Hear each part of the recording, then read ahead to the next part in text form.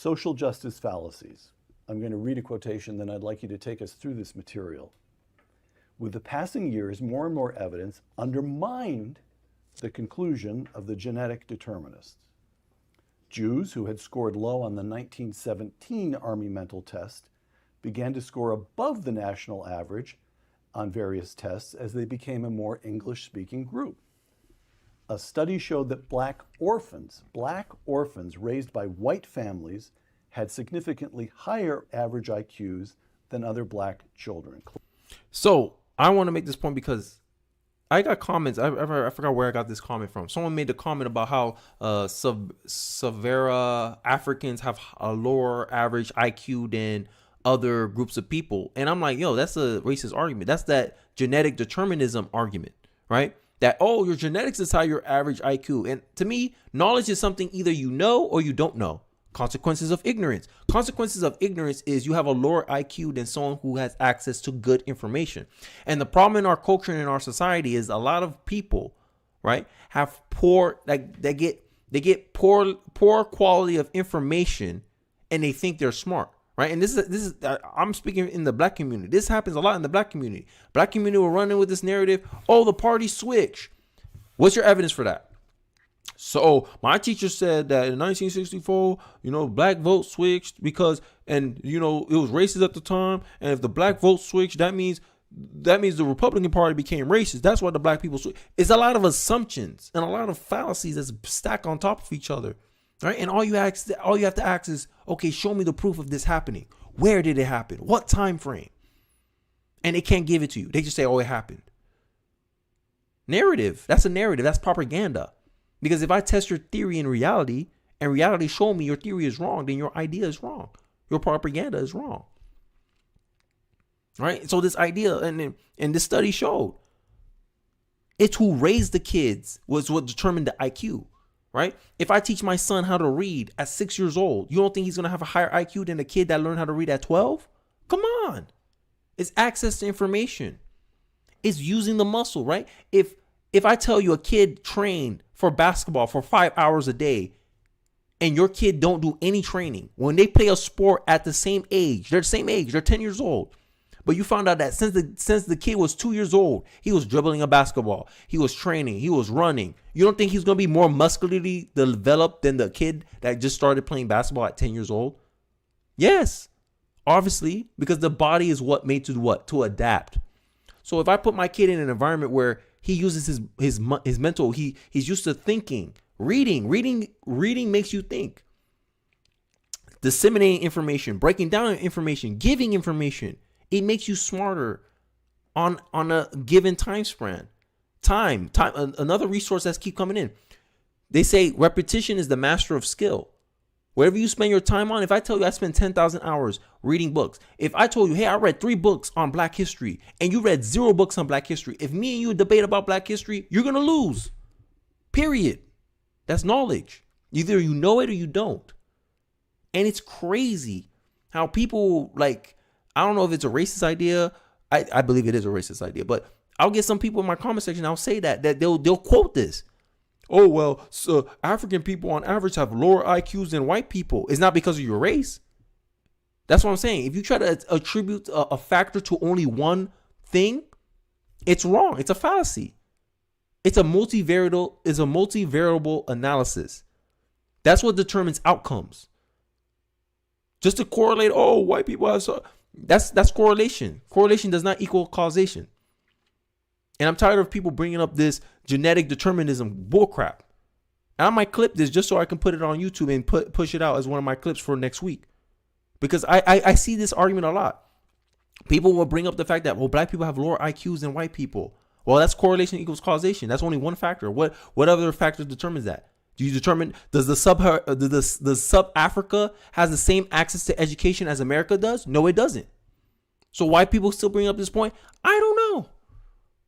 But hey, I'm glad that Thomas Sowell brought this up in his argument about social justice. Because the whole point of social justice is that a group of people, based on solely on their race is the main driver of why they have disproportional outcomes. That's the fallacy of social justice.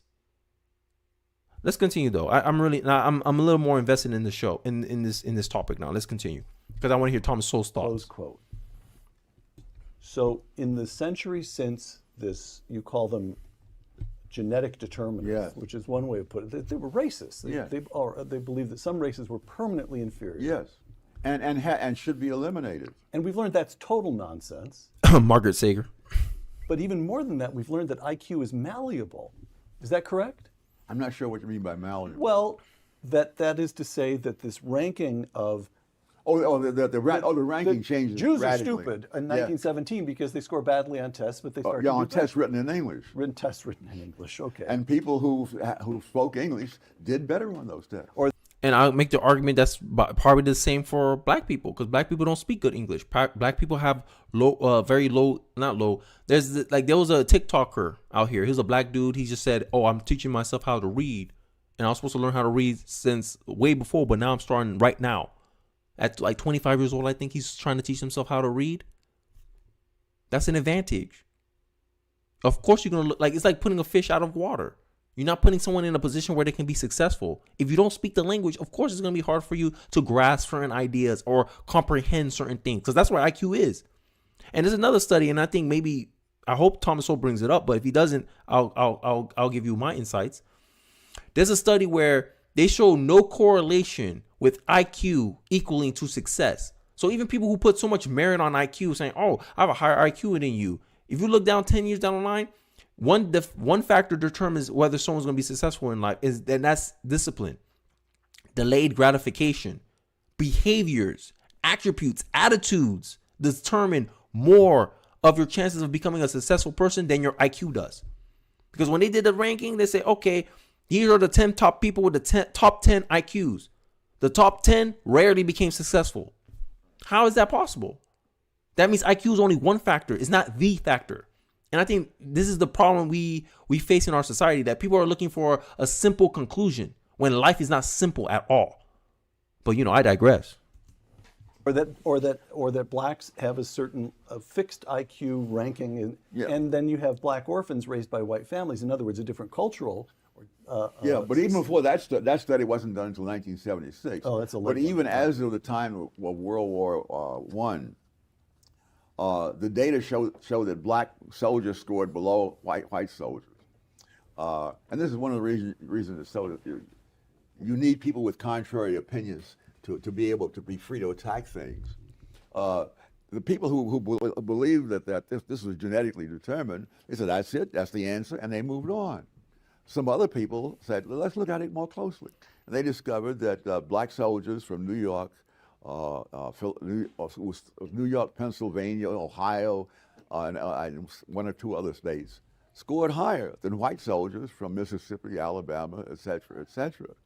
And as I mentioned in the book, people's genes do not change when they cross a state line. No, they don't. The problem is when you have people who are crusading for some idea, whatever the idea is, and they find some data that fits what they believe, that's the end of the story as far as they're concerned, which is fine if there are other people with contrary ideas who will look closer for something that goes the other way.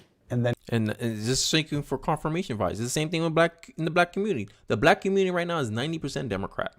So when my black conservative butt come out here and question some of the general or perceived assumptions that the black community have about negative outcomes that affect the community, and I'm saying, hey, look at the inequality. Look how black man disproportionate. How we 13% of the population, but we make up 40% of the jails. It must be because of racism. And the black people move on and say, yep, that's it. It's because of racism. Yep. And then a black conservative come and look, well, we commit a lot of the crimes too. Don't you think people should go to jail if they commit a crime? And for that, you get called a coon. For that, you get called lame. And it validates what Thomas Sowell was saying. You need people who can challenge the established perception, the established view of the world. The black community may not like it, but it's necessary. It's necessary. That's why I said the black community needs black conservatives. They have enough black Democrats. 90% of the community is Democrat. They need more black conservatives because, end of the day, if you sway too much one way, you have a blind spot. And this has been my main thing about conformity. I have a thing against conformity because I'm a nonconformist. You're not going to make me think a certain way just because. You gotta persuade me into thinking something, right? I always make the argument that a community, a group of people, you cannot think the same about a topic. Because if everyone's think the same thing about a topic, are you really thinking? That's the question I always ask. If everyone thought the same thing about a topic, are you really thinking? And the answer is no. That's an echo chamber. That's dogma. This is why we need free speech. This is why we respect free speech. I'm done lecturing though. I want to finish. I wanted to hear Thomas Sowell's last few points, and I think I might do a separate video on some of this extra point because this is a very interesting video. I'll leave the link in the description, the live stream, if you guys want to watch the full thing yourself. But I want to give this another 2 minutes, and then I'll wrap up the stream because I have to really go at 8. But I digress. Let's continue with the video. And get listened to. Yes, yes. By the way, you describe in the book the Flyn Effect, Yes. discovered by your friend, the late James Flynn. Can you Yeah. describe that? That's fascinating. Well, the idea of the genetic determinists is that you had to rid the country of these inferior races, because otherwise the national IQ would go down over time, because the poorer people had more children than the richer people, and so that went on. Here again, the IQ data there that the genetic determinists were relying on looked like it supported what they said. But Jim Flynn decided that, well, first of all, you have to understand what an IQ score, how an IQ score is arrived at. Whatever number of questions answered correctly is the average at a given time, is given the number 100. Because when you do these tests, especially with children, if a 6-year-old child scores the same as a 12-year-old child, that means the 6-year-old child is either much brighter than usual, or the 12-year-old child is a lot less than usual. And so you compare all the 6-year-old children, and whatever the 6-year-old children, how many questions they answer correctly, that becomes 100. And then similarly for all the other ages. Right, So you can do that. And an adulthood, at some point, you simply say adult and non-adult. Right. All right. Now that sounds very, very innocent in itself, but what happens when people start answering more questions correctly than before? The next generation answers more questions. Now the number of questions answered by the second generation becomes 100. It makes perfect sense. It's knowledge. Like I said, you either know it or you don't. And a lot of people who put a lot of weight on IQ, I don't think these are critically thinking people, right? And this is the biggest argument I ever heard, like, oh, well, black people don't pay attention. Black people don't do this. Well, that's not black people. That's essentially behavior. Hey, they just learn bad habits. And I can agree.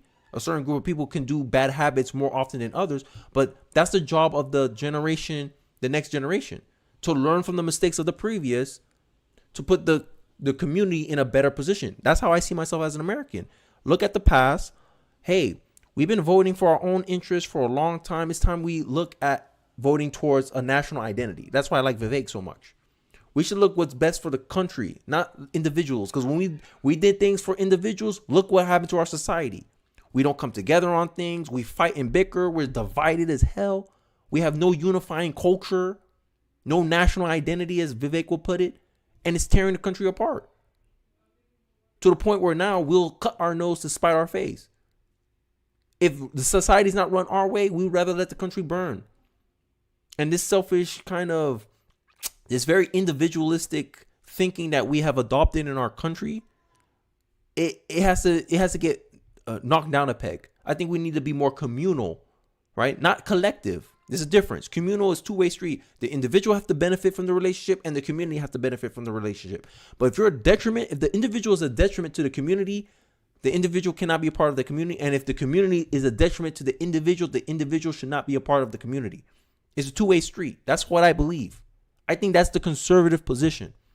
That yes, we're individuals, but yes, we're not born by ourselves, and we have a duty and obligation to our communities, right? And it's not and the communities are not based on race. And this is a problem with, like, a lot of people would misunderstand what I said when I say, hey, as an individual, you have a duty and loyalty to your community. they think I mean race. No, I don't mean race. That's a racist idea. I'm talking about nationality. I'm talking about where you're from. I'm from Miami, you know? So you go, hey, like, that's my community. That's my boys. Playing with the blue-eyed Hispanic, calling me the ninja. What's up, ninja? Blue eyes, blonde hair, but he's Hispanic, so he can call me a ninja. That's where I grew up at. That's how I grew up in Florida. So when these white people from Atlanta or some other majority black populace, maybe Michigan, they get mad when someone calls them the N-word, and I'm not. And when someone calls me the N-word, I'm not fazed because I'm like, yo, there's a dude whiter than that hillbilly in Michigan who call you the N-word. You want to get mad and emotional over that? Like, it's just words.